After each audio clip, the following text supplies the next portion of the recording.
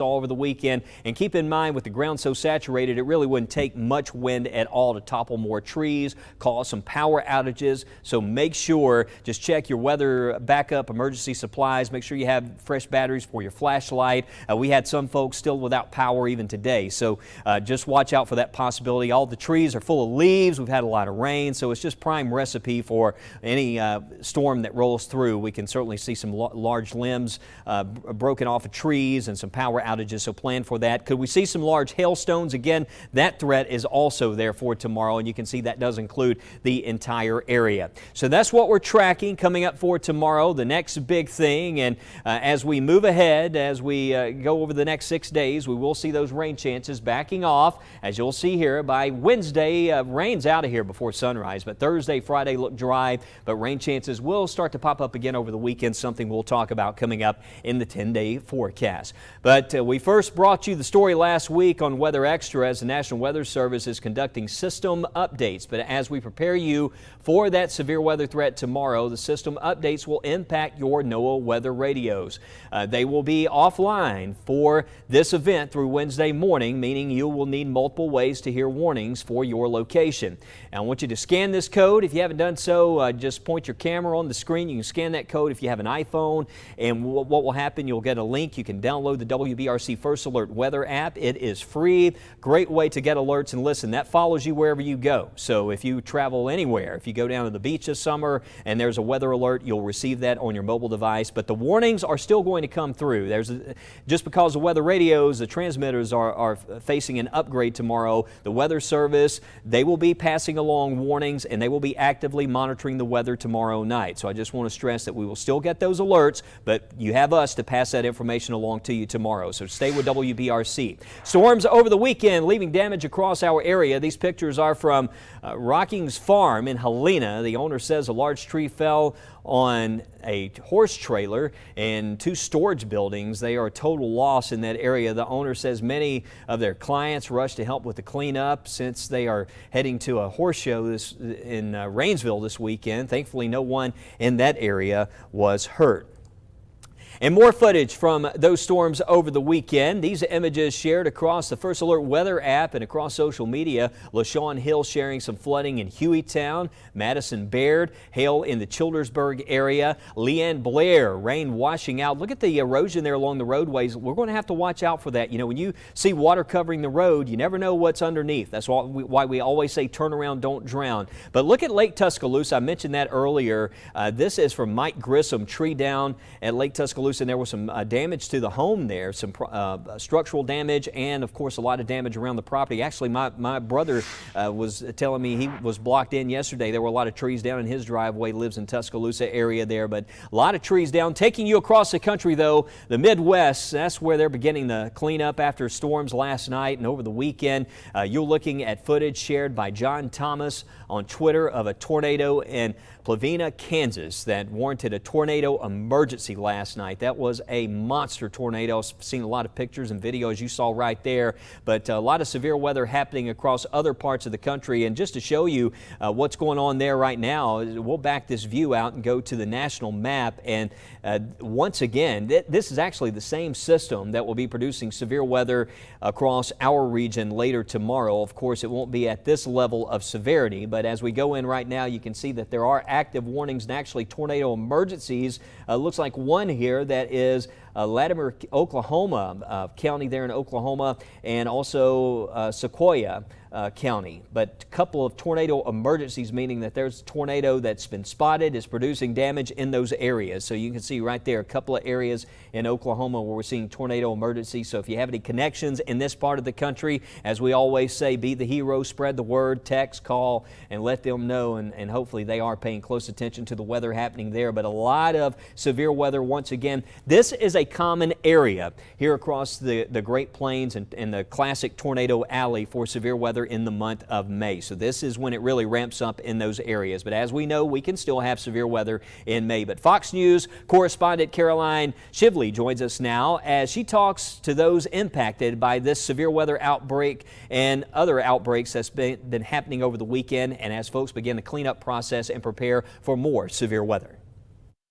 Days after deadly tornadoes tore through the Midwest, another round of severe weather is threatening cleanup efforts. PTSD is real when you experience hard stuff and something comes up like that again. Forecasters say thunderstorms, hail, and twisters are possible in some of the hardest hit areas. People across the region now scrambling to put up tarps and move whatever items they can salvage into storage. Hoping that the damage doesn't do more damage, because we Yeah, do that have too. holes in the roof, and so it is starting to leak. In Kentucky and Missouri, people are still digging through piles of debris where homes and businesses once stood. More than 24 people were killed during the storms, others now telling their terrifying stories of survival. We felt like the vibration of the house just shaking, and then like after that the house just went, it was gone. No one was expecting this, and it just, it just happened so quickly, and it's crazy that we're alive. Volunteers are helping to clean up and distribute food, clothing, and water. Teams from the National Weather Service are also on the ground Monday assessing damage, so states can start applying for federal disaster assistance. Though folks here are bracing for a long cleanup. It's bad. We lost everything except some in the house, not much. The roof is leaking. We need help. Missouri's governor declared a state of emergency, opening up additional resources for folks just starting that recovery process. In St. Louis, Caroline Shively, Fox News. In 30 seconds, we talk about the record-setting rain we've seen across central Alabama, plus talk about how neighbors came together to help clean up across our area. We'll see you after the break.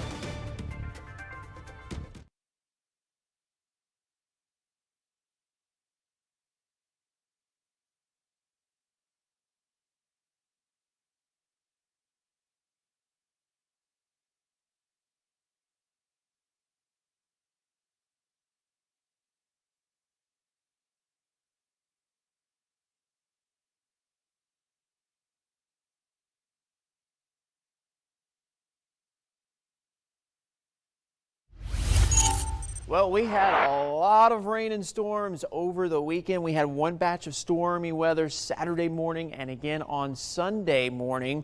And here's a look at some of the radar estimates over the past 3 days. And you start seeing those yellow colors. We're talking about 2 inches or higher. So pretty impressive totals just for a couple of days. And we're going to see more rain, more likely, as we go into tomorrow evening. So let's look at how much rain we've seen so far this month. Just incredible amounts. Over 8 inches now in Birmingham, getting close to almost doubling the amount of rainfall we would typically see in the month of May in the city of Birmingham. And check out Tuscaloosa, over 11 inches of rainfall, over triple amounts of that than what we would typically see in the month of May. So let's show you some perspective on how wet it's been. Well, for Tuscaloosa, we picked up over 11 inches of rain, and that puts you at the #1 wettest May on record. So we beat out 1976 of 11.13 inches of rainfall. So just incredible. And we are likely going to add on to that as we go into the next several days. So we'll be watching that very closely. What about Birmingham? Over 8 inches of rain. And right now we're not in the top 5 and able to do that. We have to get about a little over 9.5 inches of rain and beat out 1983. But I did a little math, and right now, this is preliminary, of course. Birmingham right now is the 13th wettest May on record. We'll see if we can enter the top 10 after tomorrow's stormy weather. And then for Anniston, about 5.5 inches of rainfall. So nowhere near the top 5. And right now, the month of May, we're the 26th wettest on record. So a lot can change between tomorrow and then as we finish out the month of May. There could be more rain chances going into this upcoming weekend. So we'll keep a close eye on it, but with a lot of rain, it's not going to take a lot to result in flooding, especially in parts of Tuscaloosa. All right, Matt, and just a reminder again, make sure you have multiple ways to get those weather alerts tomorrow night. A first alert weather day coming up. Necessary update happening to the AWIP system at the National Weather Service, and there's going to be some impacts to the NOAA weather radio transmitters around our state. So weather radio will be offline. However, you will still get the warnings. The Weather Service will issue those. We'll be passing those along right here on Weather Extra and, of course, on the WBRC First Alert Weather app. But in addition to this, prepare for the possibility possibility of some more power outages with these gusty winds. Again, like we saw Saturday and Sunday, it would not take much wind to cause some trees to topple. So just make sure you double check, have some flashlights nearby. This is going to come in tomorrow evening, so there could be a few outages, and charge your mobile device. That way you can also receive those alerts from the First Alert Weather app for tomorrow. But Tuesday, we've got SEC baseball coming up this week, and most of the day tomorrow, I think at Hoover, we'll be in good shape through about 3 or 4 o'clock, but that storm threat for Birmingham, Hoover, areas north will start to ramp up into the evening. But again, it isn't a First Alert Weather day, so we're concerned about impactful weather. That includes anything from flooding to damaging winds, hail, so we need to be ready for that threat. Wednesday, Thursday, Friday, though, dry days during the day. The rain moves out before the sun comes up Wednesday. This weekend, we will start to see some scattered showers. So for the SEC games happening, most of the week we're in good shape there, but we'll talk a lot more about what's on the way for the next 10 days. But hey, it's all about neighbors helping neighbors. We know more than anybody here in Alabama, right? And across East Jefferson County, after falling trees hit homes and scattered limbs across yards, your reporter Jillian Brooks joining us after meeting with community members who are busy cleaning up the damage from those winds. It's hard to find a home here on Orchid Road in Center Point that didn't experience some type of damage from those storms Saturday morning. It's the unmistakable sound of a tree falling that many heard across central Alabama on Saturday. I heard a loud noise, boom. And then the tree in my neighbor's house fell, boom. Tisha Clark says she immediately walked outside to trees sprawled across her street in Center Point, finding one straight down the center of a neighbor's home. Several of them jumped into action to help. She literally was shaking because she was like saying, I can't believe this has happened. I wouldn't wish that upon nobody, and I just thank God that I'm alive. Over in Birmingham, Cassandra Martin is feeling extra grateful on Monday. The large boom she heard was a tree falling into her roof, causing it to collapse above her. As I was standing there, I'm like, and some came down and just like hit me right directly in my head. Now the unmistakable sound heard in both neighborhoods is that of a chainsaw. Clark believes a creek running behind their homes is flooding, causing the roots of the trees to become oversaturated. So it really, if they would come and just clean out that whole area, the water could be able to flow freely like the way it needs to, and maybe trim some of the trees. As for Martin, she'll have to move out of her apartment that she's been in for more than 10 years, but grateful for a new chapter. It's okay, I've just been here so long, and I liked it. I like my neighbor up under me, and I'll just have to adjust to whatever it is I got to adjust to. But Your reporter in Center Point, I'm Jillian Brooks for WBRC 6 News, on your side.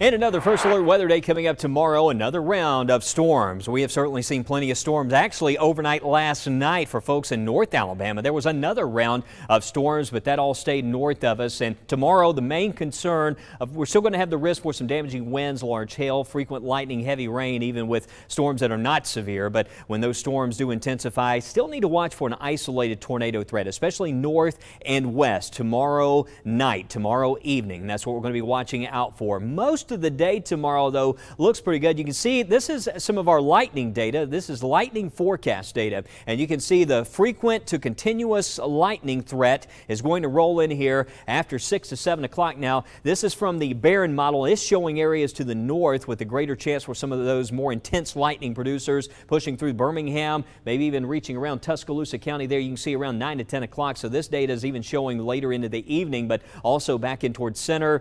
Definitely could have some intense lightning, loud rumbles moving through. That's 11 o'clock tomorrow night, and then you can see around 12 o'clock in the morning, so we get close to midnight. Again, this will be moving out of the area. Again, that's lightning data, some of the products that we have here in the First Alert Weather Center from some of our in-house models that I can share with you. So I know we got a lot of outdoor events, SEC baseball going on, so greater chance for lightning delays would be late tomorrow evening. So as we go into the forecast radar data, you can see this kind of lines up there. Things trending a little bit later, still going 4 o'clock just in case this decides it wants to roll in here a little bit sooner. Just make sure you are weather alert after 4 o'clock to the north and west for those storms to move in. Again, you can see around 9 or 10 o'clock a lot of the new data showing there around Utah, Tuscaloosa, Birmingham, Aniana, Gadsden, and there's midnight, and this is pushing into East Alabama, Anniston to Talladega, Rockford, Clinton, and Marion. And then we get this out of here, and then the wind flow changes to the northwest, and we're going to have some drier air making its way in by Thursday and Wednesday. Actually, most of the day Wednesday looks dry. This will be out of here. Notice that's 5 a.m. and the rain's long gone by that time. So we will have a nice improvement by the afternoon. But the weekend, Memorial Day weekend, we are factoring in a chance for a few isolated showers and storms Saturday into Sunday. Notice it, even though we cool off later this week, the heat comes back, temperatures rebound. We'll see those highs back into the 80s for the weekend. But we do have a stretch of nice days Wednesday, Thursday, Friday. I'm still expecting some chilly mornings down into the low 50s. In fact, we could see some upper 40s early Friday morning. And then next week, it looks very seasonal. Hey, looks like Memorial Day, right? We have scattered storms, which has been a stormy pattern, and we're going to stay in that pattern, it looks like, in the next week as well, with that chance for some afternoon development next Tuesday and Wednesday. But right now, many of you are still cleaning up your limbs in your yard. Severe storms blowing in early Saturday and Sunday mornings, wind gusts knocking trees down on your home. Your Taylor Pollock talking to Jefferson County and EMA officials. Yeah, EMA crews in both Jefferson and Tuscaloosa counties are still cleaning up storm damage and helping each other in the process. Leaders say getting as much done now will pay off in the long run when another round of storms comes through this week. Honestly, one of our bigger weekends we've had in a while. The work is far from over in Jefferson County as crews continue clearing damage from storms over the weekend. They worked all weekend, really the flooding department and then cutting trees. And right now we're still clearing the right-of-way and finishing our tree removal. In Tuscaloosa County, it's a similar story. I would say expect delays on 43 North here. Up the Terrace Patton area all day long, probably tomorrow too. Some roads in Northport are still dealing with partial closures. Jefferson County says it's sending crews to lend a helping hand. Tuscaloosa County has a lot of damage on the Tuscaloosa County and Jefferson County line. So they've contacted our EMA for a mutual aid request. Right now we're sending crews out to work on the county line. Chris Nicholson is the Director of Roads and Transportation for Jefferson County. He says they don't think twice about helping neighbors who would do the same for them. We know at some point we'll need the help and that our staff can't handle the storm damage that may come to us in the future. So anytime we can assist through our commission, through EMA, to work in other areas, to assist them is big for us, just as a partnership across the board. Nicholson says crews in both counties will be working late into the night and early Tuesday morning. He hopes cleanup is wrapped up by Tuesday before the next round of storms is expected to roll in. You got to get rid of what's there, or otherwise you're going to compound your issues. So if our ditches aren't cleaned out for this next storm system, then when it rains again, that's just double the impact it is to our ditches and to our storm system as a whole. I'm worried because, we don't know what tomorrow holds, so we could be right back where we were today. Nicholson says neighbors in both counties can help out. He asks them to remove any